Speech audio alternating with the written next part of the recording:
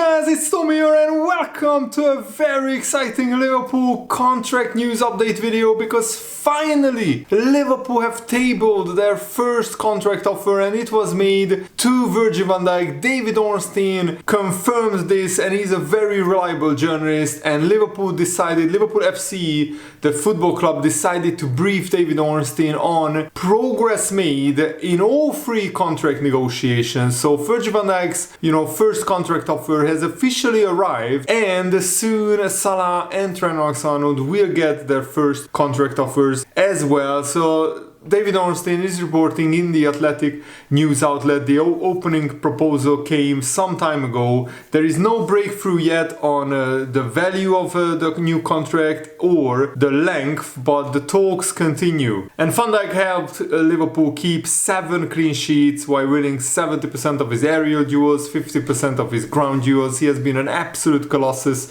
and Van Dijk and Liverpool go to Newcastle today, which is going to be an incredibly tough game. Let me know your score predictions down below, and as always, if you enjoy these Liverpool update videos, subscribe, leave a like, turn on the bell notification so you never miss the latest updates around Liverpool FC and these contract talks. So discussions are also expected to commence with Mo Salah, who of course has been very vocal about wanting to stay at Liverpool, loving Liverpool, and he would even be happy to sign a 1-year contract extension as long as he gets a contract extension. But I think this briefing signifies that Liverpool are confident that they can extend all 3 of their contracts, of these big stars contracts. Otherwise they wouldn't be briefing journalists about Liverpool offering Van Dijk an actual contract offer. And also they briefed David Ornstein that talks with Salah and Trent are progressing as well. And David Ornstein confirmed that Salah is still yet to get an official contract offer from Liverpool, but the anticipation is that that will change soon. By contrast, talks with Van Dijk have seen Liverpool actually put an opening bid on the table, and it fell short of Van Dijk's expectations. And so far there has been no breakthrough on the value or length of an extension, which means that Van Dijk and Liverpool still cannot agree on the wages that Liverpool offer Van Dijk and the length of the contract. So probably Van Dijk wants a 2 or 3 year contract extension, and Liverpool are only want to give him maybe 1 year with another year of an option, which I think is disrespectful, because Liverpool really should offer Van Dijk a 2-year contract extension with an option for a 3rd year if he maintains his world-class performances. I think Van Dijk is on 250,000 pounds per week, and Liverpool maybe don't want to offer him a higher wage, but I think he deserves it. I think Van Dijk should be on something like 280k, maybe 300k, something like that. David Ornstein confirmed that the dialogue has taken place for some time and continues. And all 3 big players play a very central role in, of course, Liverpool's absolutely amazing start to the season. And their great form suggests that these contract talks are not having a negative on-field impact. But how long will that continue? If Liverpool suffers some losses or some draws, then this could unravel very quickly. And Liverpool don't want to arrive to January the 1st without having tied down at least 2 of these players, because all 3 of them can start talks officially with other clubs outside of England on January the 1st. And Liverpool correspondent Greg Evans said that Van Dijk is the glue that keeps it all together at Liverpool. He's the leader at the back and he's the captain of Liverpool Football Club, and his game has gone up another level this season.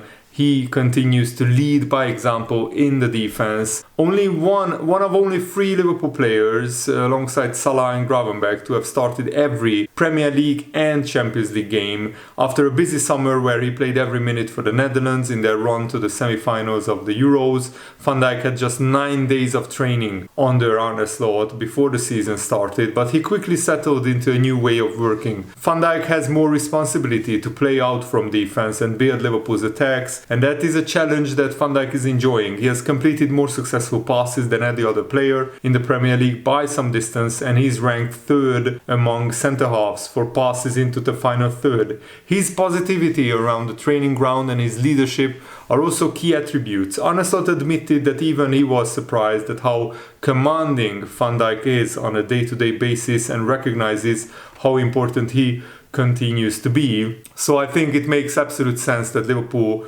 offered Van Dijk a new contract, and I think it's just a matter of time before Liverpool and Van Dijk can come to an agreement, a compromise. Maybe Van Dijk needs to compromise a little bit on the wages, and Liverpool need to compromise on the contract length. So I think Van Dijk deserves a 2-year contract with an option for a 3rd year. And I mean, if Van Dijk declines rapidly in one season, Liverpool still had an absolutely amazing run with him in the team, where we have won every single trophy under Jurgen Klopp, and we are on course to win more trophies under Arne Slot. And this update on Van Dijk feels significant because David Ornstein is one of the most trusted and authoritative journalists in football. This update will feel very significant for Liverpool fans. Of course, we have been impatiently waiting for a big update like this. There is no indication as to how apart Van Dijk's expectations are from the actual offer that Liverpool made. But the hope is that it's narrow enough for a mutually satisfactory agreement to be reached soon. And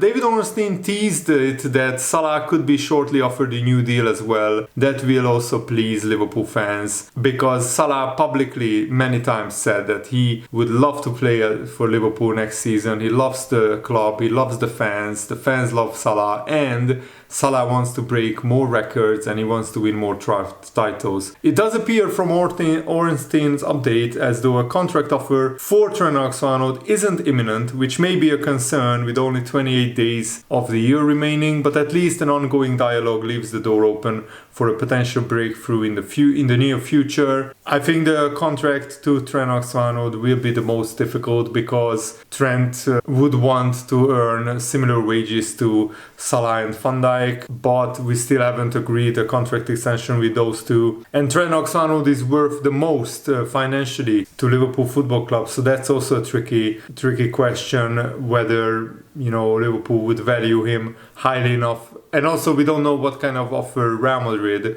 is making to Trent Alexander-Arnold behind the scenes. And these new developments show that finally Liverpool are actively working on extending the contracts of all 3 players, and the actual discussions are getting somewhere. And hopefully there is a good chance that at least one of them will sign before Christmas. What an amazing gift it would be for Liverpool fans to get an official announcement of Van Dijk signing a new contract, or Salah, or both of them signing new contracts before Christmas. That would be quite the Christmas present. And Van Dijk, who is 33 years old, finds himself in a complex situation. The initial contract offer from Liverpool fell short of his expectations, reflecting a possible disconnect between Van Dijk's valuation of his worth and Liverpool's financial strategies. This negotiation phase is crucial, and a satisfactory agreement could influence the morale of the squad and the future performance of Liverpool, especially with key players like Salah and Trent Alexander-Arnold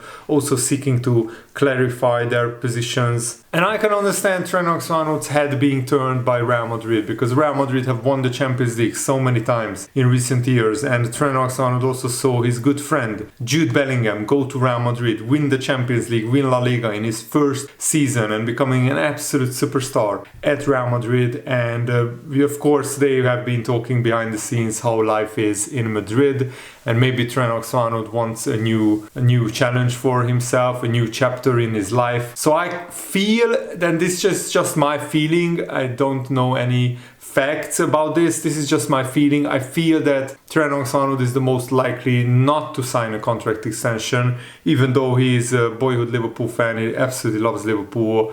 But maybe he feels that he has done everything at Liverpool, and maybe he feels it's time for a new chapter for him. The ongoing contract negotiations with Van Dijk strike a chord deep within Liverpool faithful. Van Dijk is not just a player, he's a symbol of stability and resilience. His leadership has been instrumental in Liverpool's recent successes, and the thought of playing his last few years of his career in another club is unsettling for Liverpool fans. And it's concerning that Liverpool's first offer fell short of what Van Dijk wanted. It's imperative for Liverpool to step up and secure his services, because Van Dijk wants to stay, he doesn't want to leave. It's the easiest of the contract negotiations, and it's very concerning that Liverpool still haven't completed the contract extension with Van Dijk, and it shows that Michael Edwards and FSG are very tight, penny pinching, leaders and owners, and you can